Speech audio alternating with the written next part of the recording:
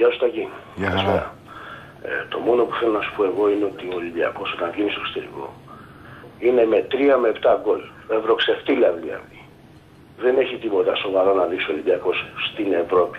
Το να νικήσει στο Παναθηναϊκό. Καλά, πες μου και λίγο το όνομά σου. Πες μου λίγο να μιλάμε. Ο Γιώργος είμαι, ο Γιώργος είμαι. Και τι είμαστε, Γιώργα, ρε? Παναθηναϊκός δεν τα κουλεί.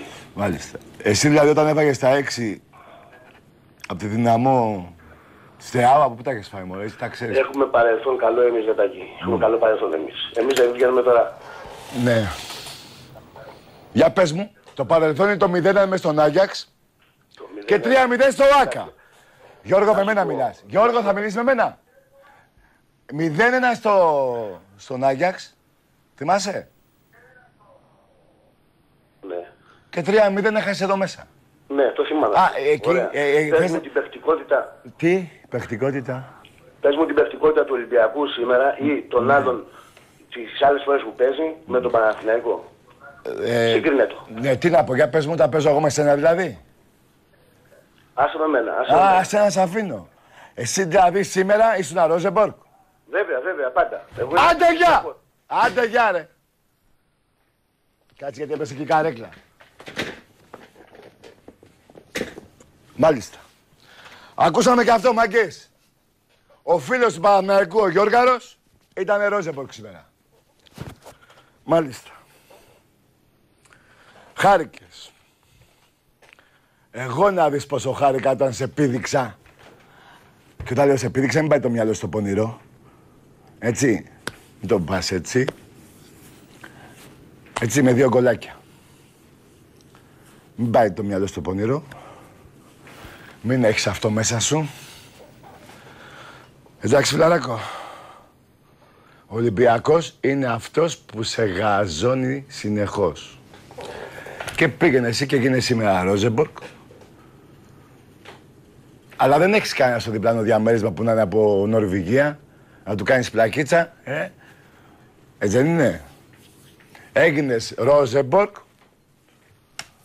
και πειράζεις ένα Ολυμπιακό. Που ο Ολυμπιακός δεν έχω πάλι το σουρωτήρι, αλλά από αύριο να το φέρω. Να σου κάνω λίγο τα στοιχεία της φύσεως. Θα δείξω εγώ. Πώς είναι το σουρωτήρι, αυτό που βάζεις στα μακαρόνια η κυρά σου. Έτσι. Και όταν χύνεις στο νερό, πώς χύνεται από κάτω από διάφορες τρύπες. Θα σου κάνω μαθήματα φυσικής. Έτσι. Χημεία θα σου κάνω από κοντά. Να έχετε ρε εσείς οι Παναθηναϊκοί, γιατί έχω και κάποιους φίλους που είναι παντελονάτοι.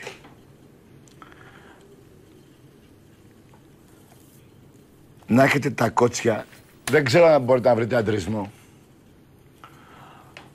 που να μπορείτε να πειράξετε έναν Ολυμπιακό όταν έχετε νικήσει τον Ολυμπιακό. Εντάξει.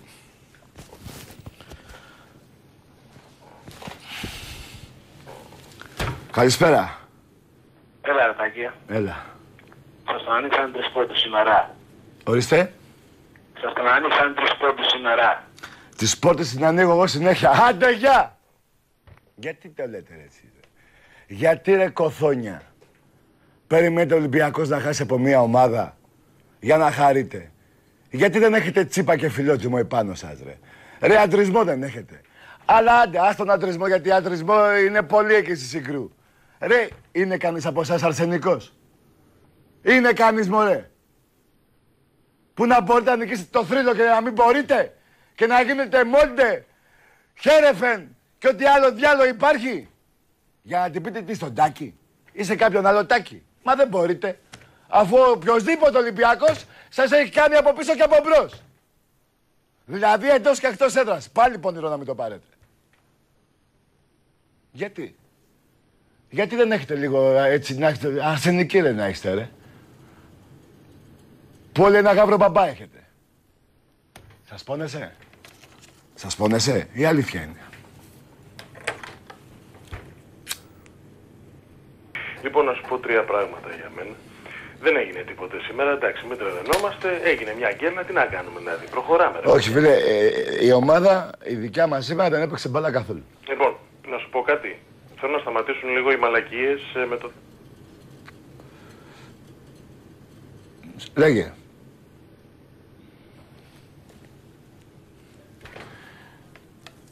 Εντάξει, δεν είναι και το χειρότερο, έχει ένα χ εκεί.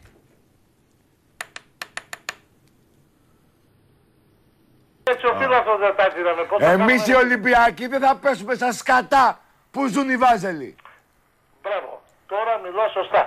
Μην ορίεσαι, άστους. Δεν ορίομαι. Άμα όσοι από αυτούς είναι με τον Μπάγεβιτς να πάνε αυτό που σκεφτήκατε το πρώτο και το δεύτερο να πάνε στην ομάδα του την άνω πουθενά. Πάμε σε διάλειμμα. Ο Ολυμπιακός που εμείς σημαία μέσα στο σπίτι μας έχουμε. Κοιμόμαστε με την εικόνα της Παναγίας και το σήμα του Ολυμπιακού. Τα ίδια κάνουμε και από το πρωί που ξημερώνει μέχρι να βραδιάσει και στον ύπνο μας. Έχω δει πολλά παιχνίδια εγώ. Και στα όνειρα μου Ολυμπιακό βλέπω. Υπάρχει μια μεγάλη στεναχώρια. Ναι. Και όσον αφορά για εκείνο το παλικαράκι, το Βαζελάκο που πήρε και έκανε μαγκές. Μαγκές δεν μπορεί να κάνει κάποιος που είναι τρίπιος. Μαγκές δεν μπορεί να κάνει κάποιος που είναι τρίπιος από Ολυμπιακό. Πήγε και έλεγε κουβέντες. Θέλω να του πω όταν θα πηγαίνει στη γυναίκα του για να κάνει αυτό που του κάναμε εμείς την προηγούμενη Κυριακή, άμα δεν μπορεί να φωνάζει Νορβηγούς. Αυτό να θυμάται. Δεν είναι τροπή να μην μπορεί, αλλά να φωνάζει Νορβηγούς. Γιατί και εμείς εδώ είμαστε.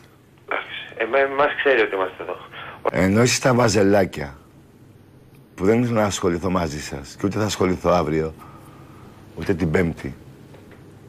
Ασχολήθηκα πριν 2 Κυριακές με σας και πέρασα τέλεια.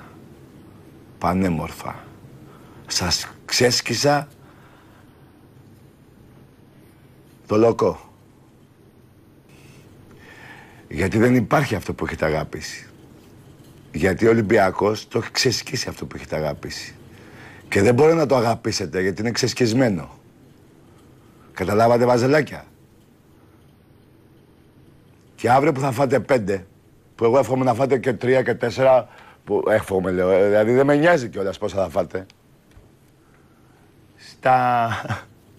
Δεν με νοιάζει. Εγώ σε ξέσκισα πριν 2 Κυριακές. Εγώ πήρα double πριν 3 μήνες. Εγώ έχω 33 και έχεις 19. Έχω 70 νίκες και έχεις 49. Καταλαβες. Σου έχω βάλει 250 γκολ. Δεν υπάρχει δίχτυ πίσω από το τέρμα. Σαν να πέρασε φάλαινα και να στόσκησε. Τέτοιο πέρασε. Καλησπέρα. Την Παρθενιά ο Ολυμπιακός του την πήρε. Ναι, θα σας μείνει αξέχαστο, τους έχω πει. Που κάθε χρόνο κάνουνε παρθενογραφή. Λοιπόν, η χαρά τους, δηλαδή... Και ο Ολυμπιακός τους κάνει αυτό.